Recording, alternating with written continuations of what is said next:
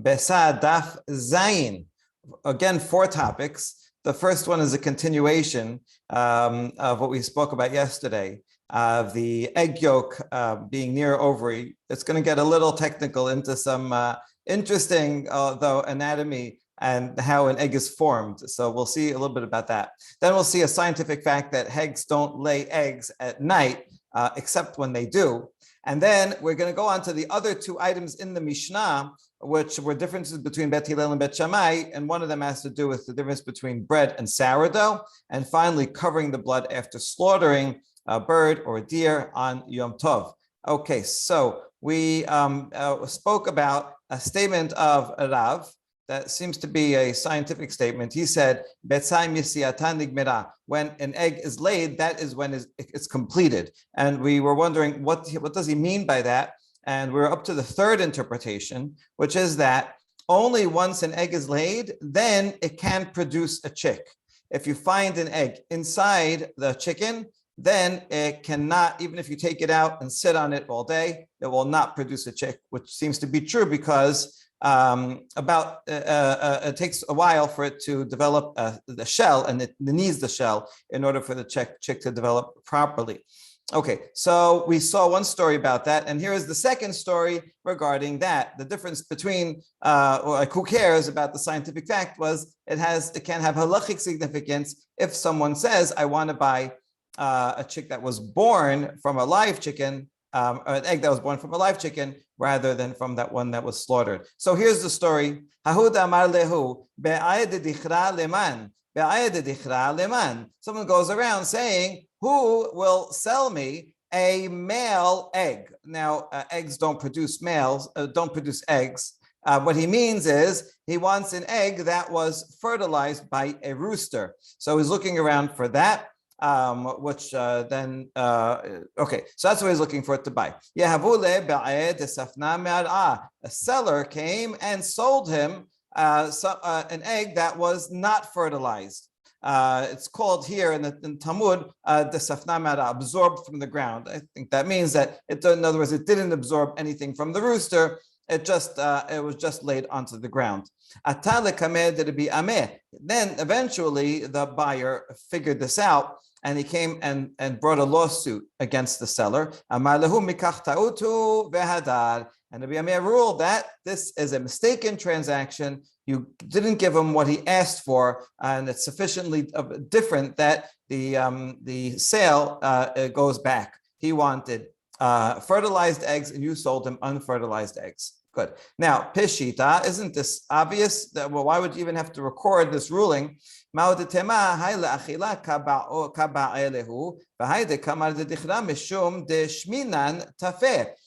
we might have thought that really this guy, he doesn't want to produce chicks. He wants to eat them either way. And the reason why he's asking for one that was fertilized by a male is because they are fatter. He believes that the fertilized eggs are nicer, fatter to eat. One can eat fertilized eggs as long as the chick didn't start sitting on it and it didn't start growing. It's fine. You wouldn't be able to tell the difference if it was fertilized or not. So that's why he wanted those. So we might have thought the So we might have thought that therefore the difference is very small. He just wanted a little fatter egg, so he gave him a little skinnier egg that was not fertilized. So then he would just have to pay the small difference between the prices of the 2. Kamashmatlan, and therefore Rav's statement comes to teach us that, no, there's a fundamental difference, that if it's fertilized and is laid by a live chicken, then it can grow into a chick, and he can claim and say, I wanted it for a chick, and the ones that you sold me cannot be used for that purpose. Excellent. Now, so now this is the 4th and final interpretation of Rav's statement, that when he says that it's completed only when it's laid, what it means is he means that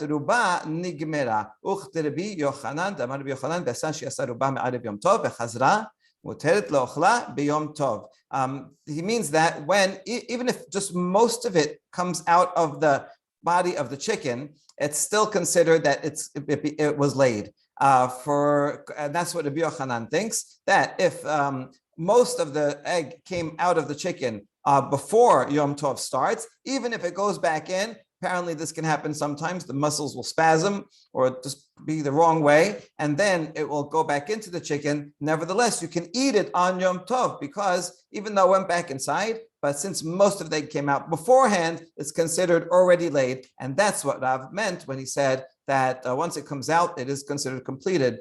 Vika de Amre, or another version of this answer, it was actually the opposite of it. This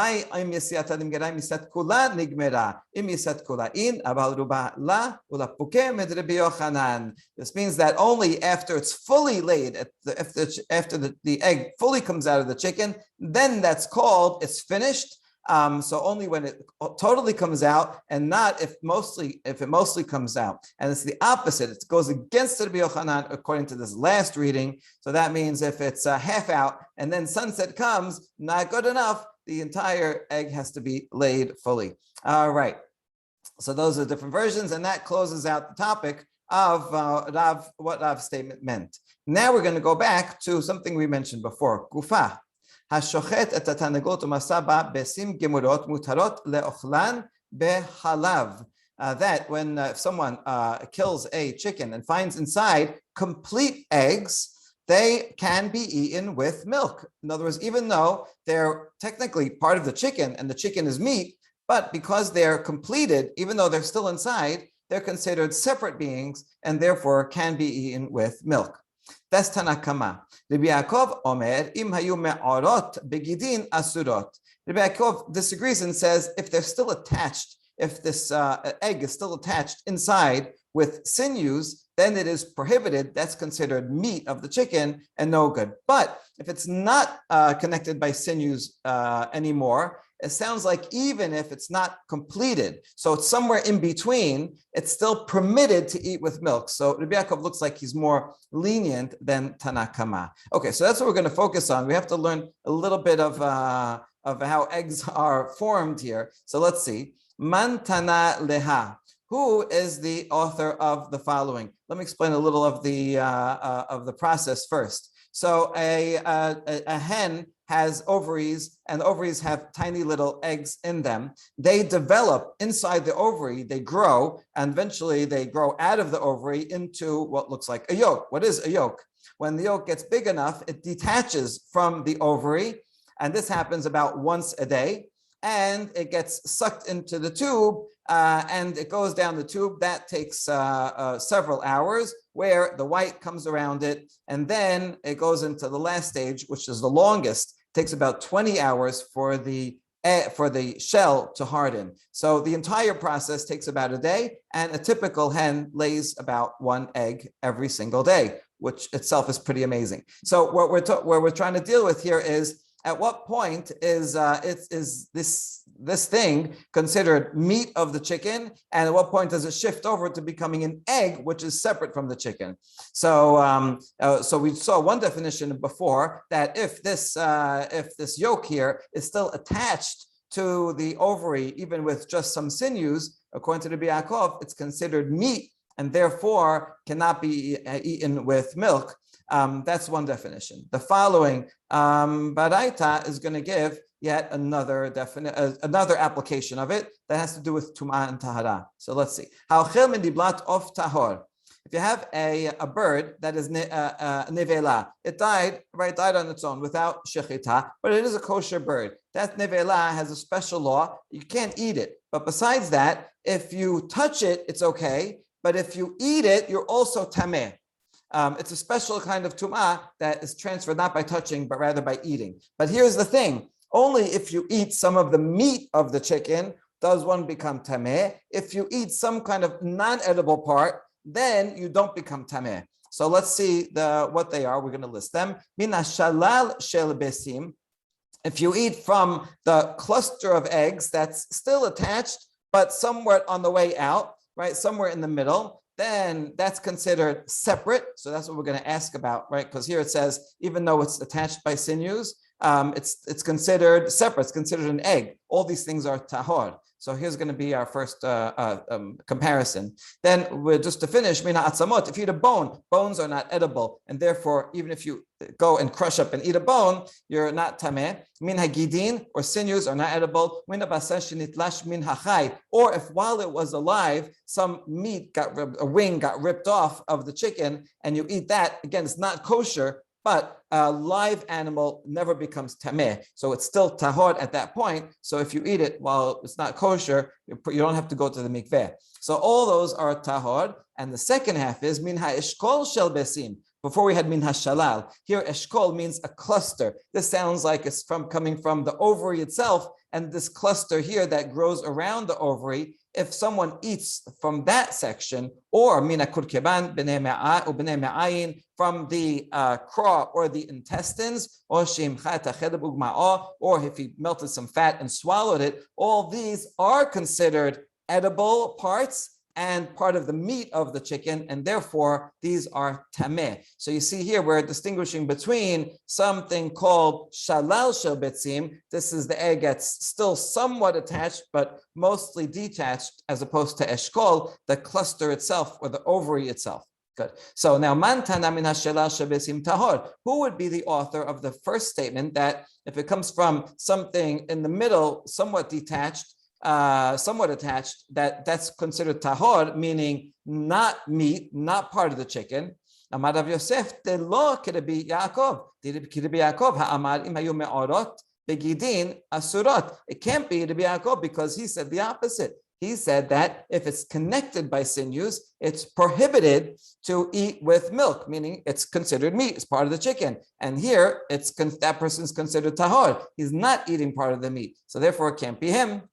But Abaye challenges this. Amar Abaye, mimai dilma ad kan lo ka'amar Rabbi Yaakov hatam ela liyan isura aval linyan tuma lo. Maybe the definition for prohibition of meat and milk is more stringent, and for that he would say it's not allowed. But regarding impurity, that's less stringent, and therefore he would say it's not considered meat.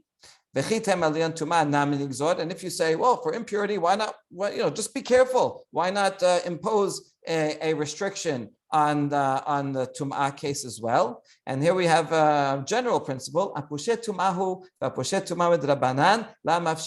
Then we're just adding more cases of impurity, and the rabbis don't want to do that. If something if you have to, it's from the Torah, or if it's midrabanan, it's a very important thing to do. Okay, we have to, but we don't want to increase impurity because that has consequences too. And if you're impure, then you can't do other things. So it's a problem. Therefore, since this is kind of an in-between case, we're going to be lenient regarding impurity, but still stringent regarding meat and milk. That's all one version of this discussion with Abaye. And now another version that's going to focus on the second half of the Braita.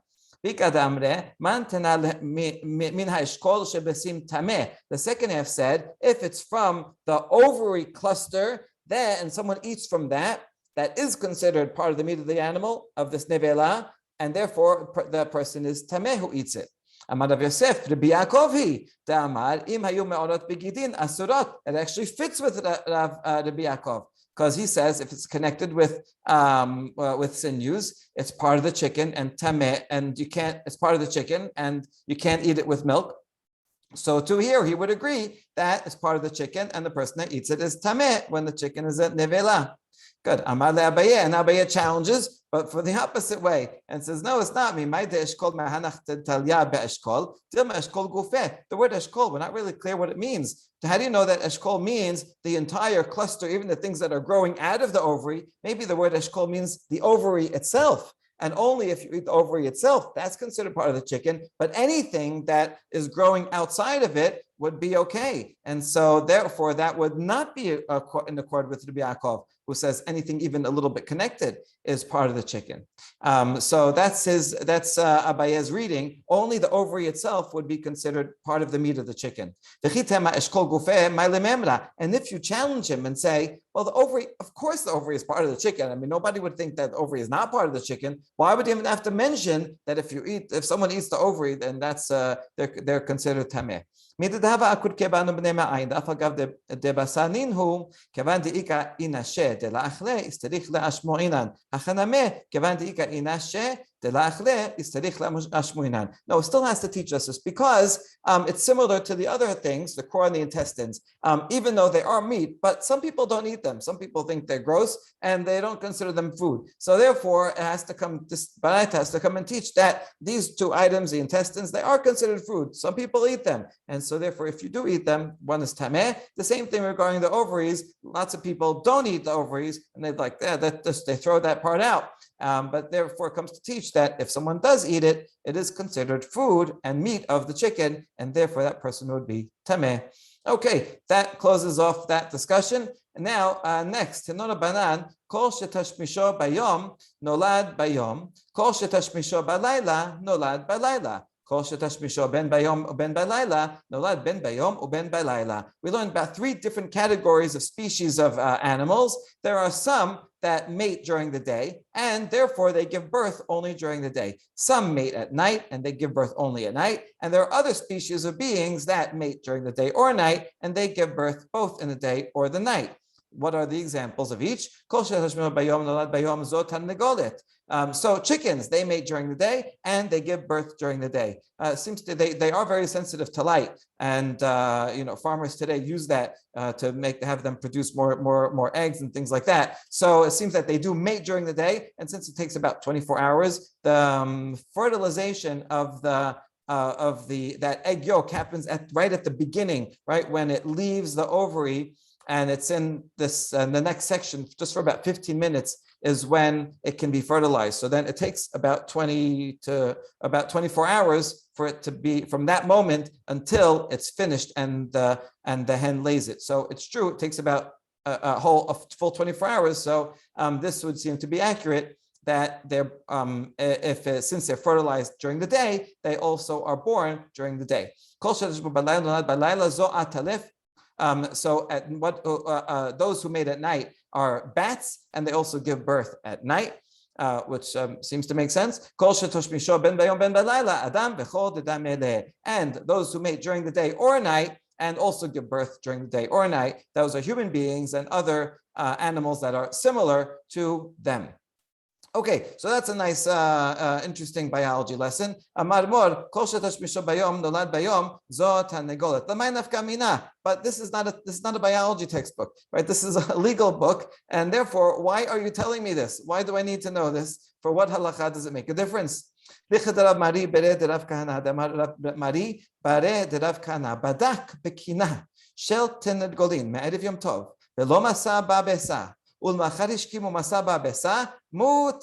has to do with our law, our opening Mishnah, as cases like this. I went and checked a nest of a chicken before at sunset, right when the holiday was starting, and I said there's no egg.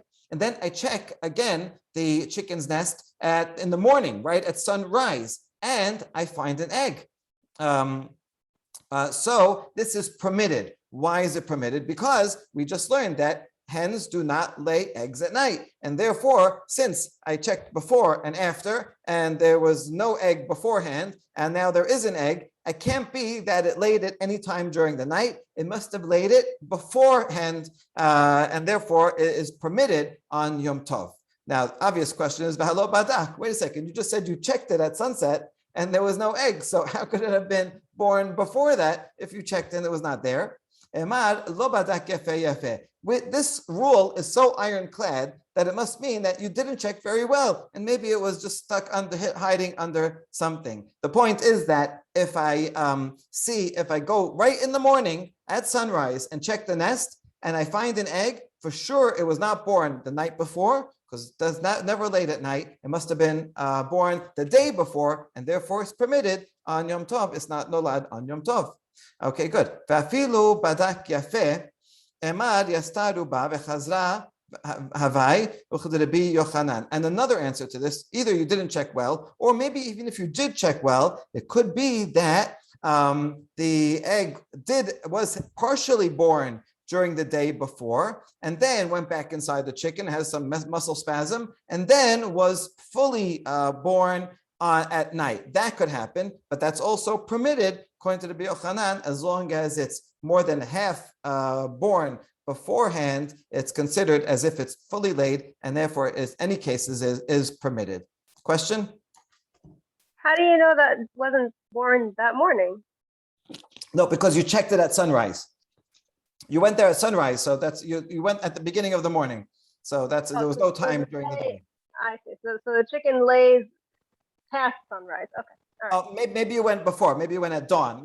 Farmers wake up early, right? You went in the beginning of the day, however you define the beginning of the day.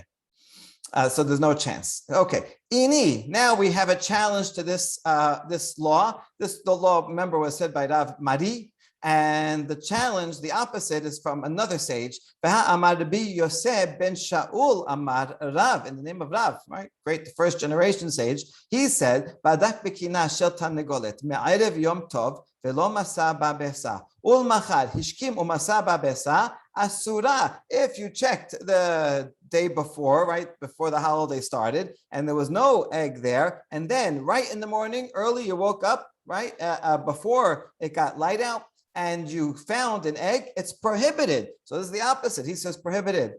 So the answer is hatam bed sfana me'ara. Oh, this Rav's case could be talking about an egg that was not fertilized. An unfertilized egg can, in fact, be laid at night, which I guess would make sense according to our logic before, that if it was fertilized, then it must have started its descent a day before, and they only mate during the day, so then 24 hours later would be during the day. But if it's not fertilized, then who knows, that egg might have dropped down at any time at night, and 24 hours later could be at night, and therefore it could be an unfertilized egg. All right, but now that we know that, we have a problem, because now that ruins the whole rule. Because if you say unfertilized eggs can be born at night, well, then some eggs can be born at night, and so we can't use the rule. This will ruin, if you assume this will ruin the law of Rav Mari that says you can rely on the fact that it can't be born at night, and if you find it in the morning, you can eat it. So we answer, B'dika zachar behada. Oh, if there's a rooster there, if there's a rooster nearby, then you can be sure that the rooster did mate with the hen, and therefore it is fertilized. And therefore, if you see it early in the morning, for sure it was not born at night, it was the day before. Okay. Wait, maybe just because there's a rooster around, maybe, sometimes the females don't like the males and they run away. And so maybe it was not fertilized, even though there's a rooster around. No, we have a rule. Anytime there's a male around, male roosters are very aggressive. They're going to figure out one way or another. And therefore, we can assume that, yes, it is in fact fertilized. Ve'ad kama. Now, how far can the rooster be? And you can still assume that it did mate with the hen. Amar Rav Gamda Mishmed Rav Kol Hecha. As long as it's in a distance that it could hear its voice during the day. At night, you can hear a rooster louder because there's less other noise, so a little bit less, but still it's pretty loud. As long as they're within an earshot, that would be sufficient. The rooster will find that hen, and you can be sure that that egg is fertilized. Good. And this was a practical case of Rav Mari. Rav Mari, the one who said this law, he made a decision like this. And in that case, the rooster was 60 houses away from the hen. And nevertheless, when they found that egg in the morning, he said, this is for sure a fertilized egg. Even if it's 60 houses away, you can be sure it was fertilized. And therefore, it could not have been born at night. And therefore, it's permitted to eat on Yom Tov. The one exception is if there's a river in between, then the rooster is not going to be able to cross a river. Unfortunately, chickens don't fly. But if there's a bridge, then it will find the bridge and it will go over the bridge. And in that case, even if the rooster and the hen are on different sides of the river, but there's a bridge in between, you can be sure it got together. But if it's a rope bridge, roosters are afraid of rope bridges, as are a lot of humans. And so the rooster is not going to risk its life going over a rope bridge just to get to the hen. There are limits, but not always. There was one time a story where we saw that a chicken did cross a rope bridge and got to the other side in order to get to its mate. Okay, so at this point, I think this is meant to be somewhat humorous, and now at least we know the answer for why the chicken crossed the rope bridge. Now it seems quite obvious. All right, now next. B'may okimta b'desafna me'ar'a may irya badak kilo badak nameh. Going back to that statement of Rabbi Yosef ben Shaul in the name of Rav that said that when you find it in the morning, it's prohibited. And you said, oh, well, maybe it was unfertilized. Well, why do you have to say that you checked the day before, right? The night before the holiday started and there was nothing there. Even if you didn't check, so you also would have to worry that it was born at night, because unfertilized eggs are born at night. And so whether you check before this holiday started or not, it should be prohibited, right? No, kilo badak emamet mol have. If you didn't check right before, and then you can go with the more likely assumption that it was in fact there during the day. I just didn't check at sunset, so I'm not sure, but you can rely on the usual case that it was born during the day. Well, if so, if it's more usual that it is in fact born during the day, then why can't I assume that even though I didn't find it when I checked at sunset, maybe it was half born and went back inside, and it's permitted like Rabbi Yochanan? No, we're not going to rely on that. The Rabbi Yochanan, la shechiach. It's true, if it happens, it's permitted, but that is really unusual. So compared to that, being half-born, it's more likely that it was born at night, and therefore it's prohibited, and that explains his case. Last point on this in this series is another statement that happens to be by the same author. Rabbi Yosef ben Shaul Amar Rav. It has nothing to do with eggs or anything that came before. It's just something else. Is a rather rare amorah. So we're quoting whatever else he said. Hi, tuma shechita sakanta legiluya. If you have crushed garlic and you leave it out, then that is dangerous because it's exposed, and snakes may come and be attracted to it and put their venom in it. And therefore, don't leave your garlic out. Wrap it up and put it in the fridge, which is probably good advice anyway. Okay, and now we get to the next part of the Mishnah. If you remember, our opening Mishnah, had 3 different cases that all were related to Yom Tov one way or another. And what they had in common is that Bet Shammai was more lenient than Bet Hillel. And that is the second case here, which is a difference between chametz and seor. According to Bet Hillel, the minimum measure for both is a kezait, which is a rather smaller measure, and so one would be liable in both cases. Whereas according to Bet Shammai, he agrees that for leaven, what was really sourdough, seor, that's the smaller amount. But for chametz, which is less stringent, then it's the bigger size of a date bulk would be the minimum size. So Bet Shammai is more lenient. Let's analyze their 2 sides. My tamay de Bet Shammai im ken lichtov lechamana hames bela ba'ay seor ba'ana mena uma hamet she'en chimuso kashe bekazait seor shechimuso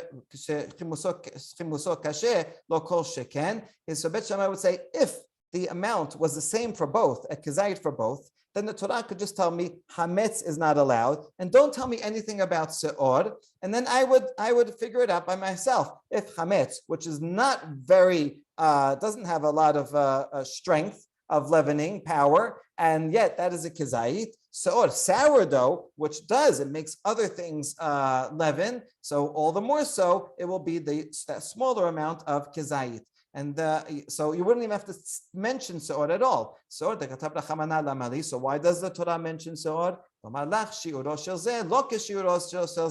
go out of its way to say it's a different amount. Seor is the smaller amount, it's more stringent, but hametz is the lesser amount.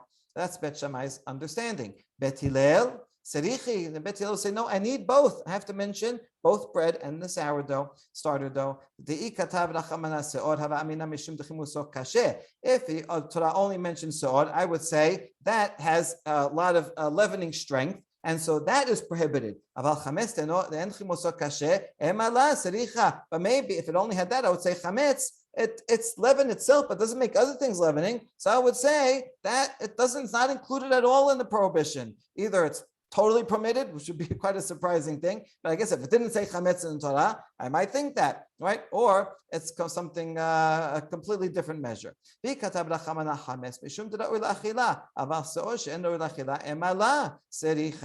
if the Torah only said chametz, I would say chametz, bread is edible, and that's why it's prohibited. Starter, though, is not edible. It's not, you try to eat it, you can't eat it, and therefore I might think that's not included in the prohibition. Only things that are edible are included. And that could be logical. Therefore, the Torah has to mention both chametz and seod, even though they're both the same measurement of a kezayit. Okay, good. Bet Hillel makes sense too. Now, ubet Shammai let the hud Rabbi Zera. דאמר רבי זרע, פתח הכתוב בסעור וסיים בחמץ, ואמר לך, זהו שעור, זהו חמץ. Rabbi Zera said a statement. Rabbi Zera comes way after Bet Shammai, but he said something really logical based on a pasuk. Wouldn't Bet Shammai have to agree with the following logic? It says, Shivat yamim seor lo yimaseh bebatechem, ki kol hachel machmeset nichleta nefesh me'adat Yisrael. So the pasuk starts off talking about seor. Don't have seor in your house, and then it goes on and says, whoever eats machmetzet, which is chametz. So you see the pasuk starts with seor and ends with chametz. And the point of that is to say that they're the same because it's treating them the same way. You can substitute one for the other right in the middle of a sentence. So wouldn't Bet Shammai agree with that? And therefore, they are the laws. Both laws of both are equal. Says you're right. He does have to agree with that, and therefore the truth is that Bet Shammai agrees that regarding the minimum amount for eating, if one eats chametz or seor on Pesach, then the minimum amount is a kezayit, and they would agree with that. What they disagree regarding is removing. If you have own and have a certain amount, what's the minimum amount? That's where they disagree. Bet Shammai says we don't learn the law of removal from the law of eating. They're different, and eating is a lesser amount, more stringent. But having it there, having chametz, that is up to a date. Bet Hillel says no, it's the same thing. We learn the removal, the amount for removal from the law of eating, and they're all kezayit. Excellent. Okay,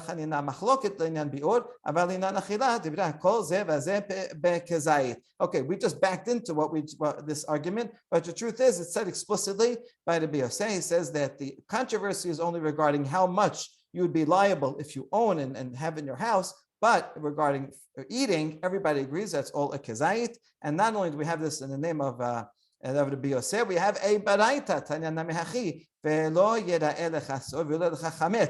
is don't see it, don't have it in your house, both seor and chametz. And it says zehu machloket sheben Bet Shammai Bet Hillel, shebet Shammai miseor bechazayit v'chametz bekakotebet, uBet Hillel omrim zeh v'zeh bechazayit. It's only regarding this, not seeing it, not meaning not owning it. That's there is a machloket where Bet Shammai is more lenient and Bet Hillel is more stringent. But regarding eating, everyone agrees that it is a kezayit. So after this discussion, you see that we actually quite limited the controversy from what we thought it meant in the Mishnah. And finally, the last case that's mentioned in the Mishnah, Hashochet chayav ha'of beyom tov. You're allowed to slaughter. We're talking now about birds and deer because those are two animals that you have to cover the blood. It's not for sheep and cows. You don't have to cover their blood according to halacha. So if you want to slaughter one of these things on Yom Tov, which you're allowed to do, right? You're allowed to go and get a fresh bird and kill it.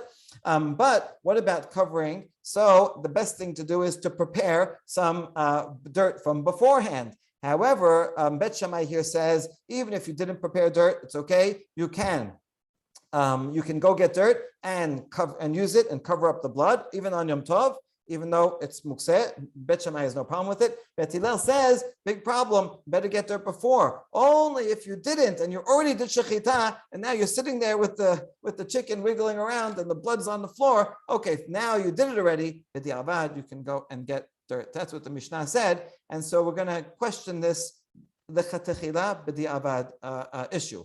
So the Mishnah's language is hashochet, one who slaughters, which sounds like he already did it, right? It doesn't say one may slaughter and also go and get dirt. This says one who already slaughtered, which sounds like di'avad in lechatechila la. And that would mean even according to Bet Shammai, only if you did it already, then you can go and get unprepared dirt, but you shouldn't do it lechatechila. Is that a possible reading? Let's continue reading the Mishnah. Ema sefa, Bet Hillel omrim lo yishchot. Bet Hillel says, don't do it. Mikla de Tanakama savar yishchot. So the wording of Bet Hillel is lichatechila, don't do it. And that would mean, if they'll have to be talking about the same case, that Bet Shammai is also talking about lechatechila. You can kill the animal even if you don't have dirt prepared, and you'll go and get dirt.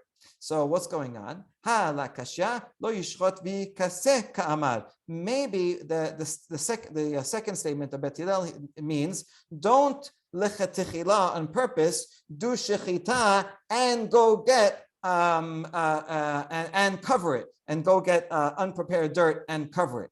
That's what Bet Hillel said. Don't do both of those things. So in that case, we can still read Bet Shammai to mean that you can do shechita, and then if once you did it, then you can go and cover it. So we could still read it as only b'diavad, but once we get the last line, it's impossible. Ema sefa umodim she'im shachat she'echpor b'deker v'yichaseh. Bet Hillel agrees with Bet Shammai that if you did shechita already, then you can go and get a spade and cover it.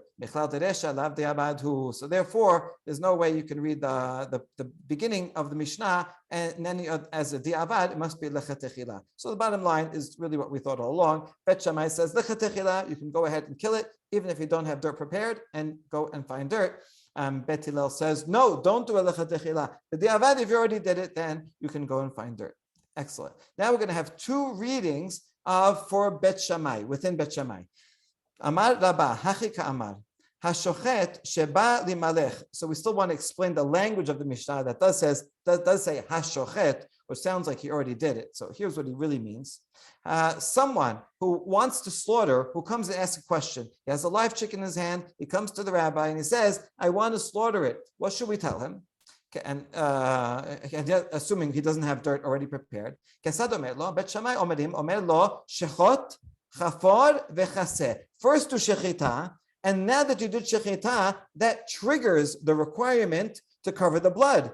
So now that I have to cover the blood, I have no choice. I have to go get dirt. So then I will dig a hole and cover it. That's the order. Bet Hillel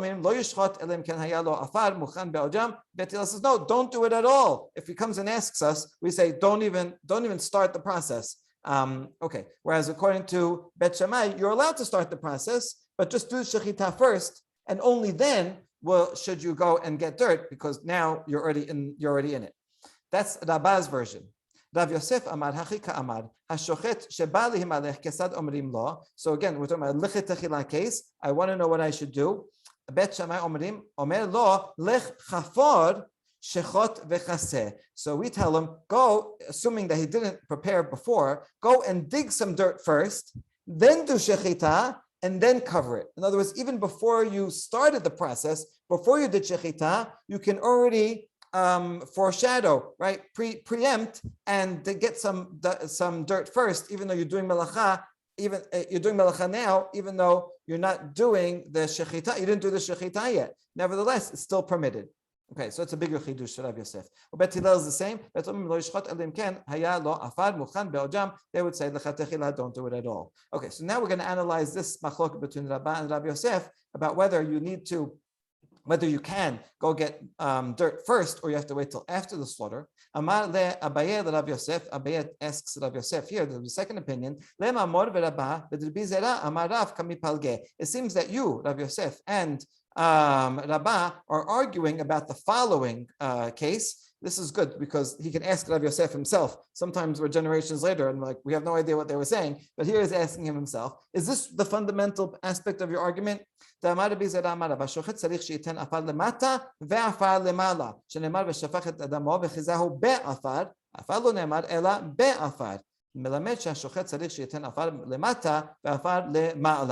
Beisah said that when you do shechita of a bird or a deer, you have to put dirt both under it and over it, right? You have to put dirt first, then you put the blood, and then dirt on top. And how do we know that? Because it says that you should pour the blood and cover it in dirt. It doesn't say just with dirt, but rather in dirt, that you have to put it on both above and below. So this would be the difference. The more itleh to the Beisah, you Rav Yosef, who said you have to dig first and then do shechita, is because you think there has to be a layer of dirt first, and then you do shechita and the blood goes on, and then you put more dirt on top because you think it needs to be a sandwich. And Rabbah,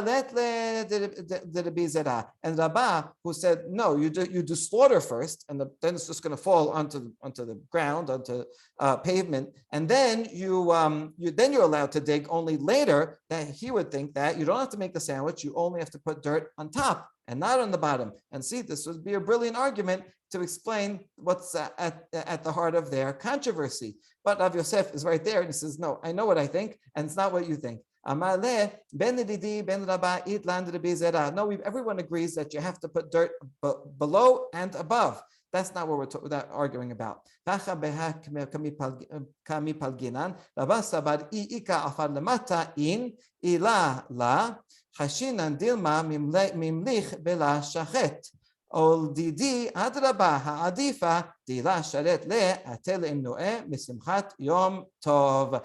the essence of the machloket is as follows. Rabba says, if there is already dirt below, because everyone agrees that you need dirt below, so Rabba says, if there's dirt already there, then you can go ahead and do shechita. But if not, then you're not allowed to preempt and put dirt there, because maybe you'll change your mind and you'll decide, you know what, I feel bad for this chicken. I'm really not in the mood. I'm in the mood for some salad. And then you're not going to kill it. And now what happened? You just dug, you did a melacha, and that melacha is only permitted if subsequently you also do shechita, and then you needed it. But if you stop in the middle of the process, then retroactively you did a melacha. So Rabbah is worried about that, and therefore he says, if there's some dirt there already, then you can do shechita first, put it on the dirt, and then afterwards you can do the melacha and put the last layer. Then for sure you're in the clear. But I think, Lididi, Rav Yosef says, I think the opposite. It's better to go and put the dirt there in the first place, because if we don't permit people to do that, then they will say, you know what, I'm not 100% sure. Am I really going to slaughter it? And I don't have dirt here now, so now I can't do it. And they're going to refrain from Simchat Yom Tov. So in a way, Rav Yosef is actually machmir. He's machmir on Simchat Yom Tov by permitting one to even dig up the dirt first, even though he's not 100% sure that he's going to end up. So you see that every chumrah has a kula on the other side and the other way around. Rabba, by being machmir and saying we're worried he might change his mind, he ends up being mekel on Simchat Yom Tov. But Rav Yosef is machmir on Simchat Yom Tov, and he wants to make sure that everybody has a nice fat chicken, fresh to eat and enjoy the holiday with. Baruch Adonai Le'olam. Amen. Amen.